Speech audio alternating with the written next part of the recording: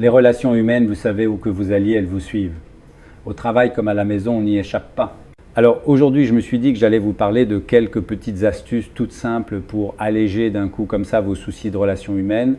La première astuce, c'est d'observer les gens au travail. Pour ne pas souffrir des relations humaines, tout commence par là, regarder l'autre, vraiment le regarder fixement. Qu'est-ce que ça veut dire? Eh bien, quand vous allez au zoo, vous regardez les animaux, n'est-ce pas? Et à ce moment-là, vous ne vous dites pas « le lion a une voix trop forte, qu'est-ce qu'il est pénible » ou « le singe se dispute tout le temps comme c'est vulgaire » ou « le paresseux ne travaille pas, c'est scandaleux » et vous ne vous mettez pas en colère à chaque détail. Vous vous dites juste « ah, le lion c'est ce genre de créature, le singe c'est ce genre de caractère » et vous observez en acceptant les choses telles qu'elles sont. Personne ne va reprocher à un gorille d'avoir ignoré un salut, n'est-ce pas? Eh bien, faites exactement la même chose au travail. Sans juger en disant c'est bien ou c'est mal, avec votre propre règle à vous observer simplement l'autre, voilà tout. Et c'est étrange, mais c'est vrai, les relations deviennent soudain plus faciles. Par exemple, dans les coulisses d'un théâtre, c'est souvent comme ça. Il y a un metteur en scène difficile qui se met à hurler très vite, ou bien il y a un régisseur de scène nerveux qui est toujours crispé et qui dit « va droit au but ». Dans ces moments-là, si vous recevez ça de face en vous disant « pourquoi cette personne est comme ça », vous ne tenez pas le coup, n'est-ce pas? Vous vous énervez forcément. Alors prenez un pas de recul et observez comme au zoo.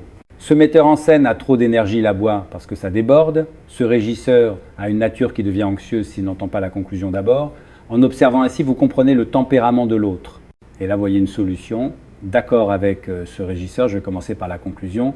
Vous trouvez une façon de gérer. A l'inverse, si vous vous dites que ce professeur qui crie fort est franc sans double jeu et qu'il a quelque chose d'amusant, un peu comme Louis de Funès, alors vous pouvez vous rapprocher et bien vous entendre avec lui. Résultat, avec les gens désagréables, une distance se crée naturellement et avec ceux qui sont sur la même longueur d'onde, vous devenez plus proche. Vous n'avez plus besoin de vous mettre en colère pour tout et pour rien et l'air du bureau, comme votre cœur, devient beaucoup plus paisible. Et c'est drôle, vous savez, le mot compréhension, si on le lit à l'envers, ça devient colère. Bon, c'est un jeu de mots, mais il est bien fait. Plus vous ne comprenez pas correctement, l'autre plus mystérieusement, ça se transforme en colère. Alors d'abord, arrêtez de juger et observez calmement. Rien que comprendre, ah, cette personne a ce type de nature et votre paysage de demain changera complètement. La deuxième astuce, c'est de chérir le temps passé avec les personnes qui comptent. Vous allez peut-être vous dire, mais c'est un problème de travail, pourquoi parler de ce qui est en dehors? Pourtant, c'est très lié. Pourquoi? Parce que si après le travail, vous ne parlez à personne, vous rentrez tout droit chez vous et vous vous enfermez seul dans votre chambre et vous regardez seulement la télévision. Alors les relations au travail deviennent plus lourdes, plus douloureuses. À l'inverse, si vous parlez beaucoup avec votre famille, si vous sortez avec des amis de longue date, si vous allez boire un verre joyeusement avec des camarades. Bref, si vous passez votre temps privé avec des gens importants pour vous, alors le brouillard dans votre tête après le travail se dissipe.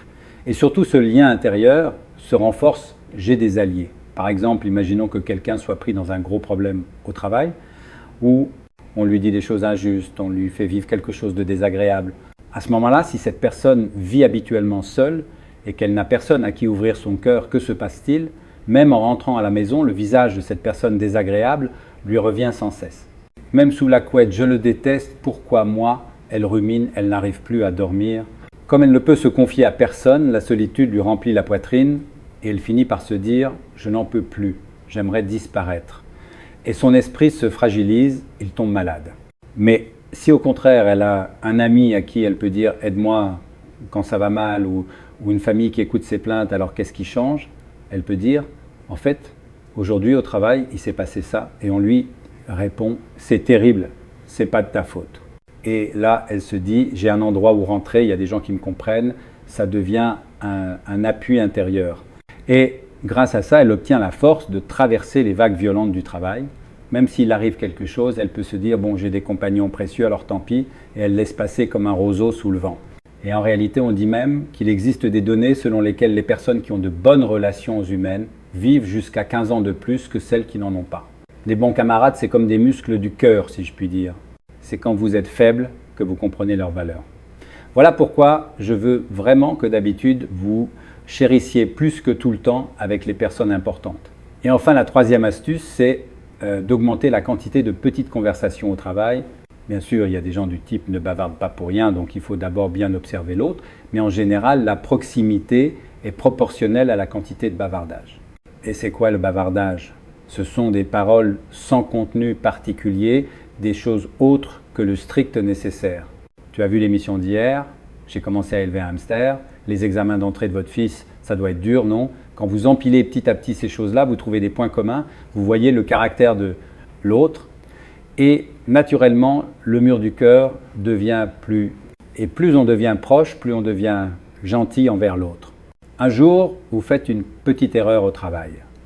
Si d'habitude vous n'avez jamais échangé un mot, on peut vous hurler dessus « qu'est-ce que tu fais ?» ou vous lancer une pique désagréable. Mais si, grâce au bavardage, vous êtes connecté, on peut vous dire en souriant « bon, fais attention la prochaine fois, quand tu es embêté, dis-le-moi ». Et puis si vos alliés augmentent, même si une personne méchante essaie de vous attaquer les gens autour, vous protégeront.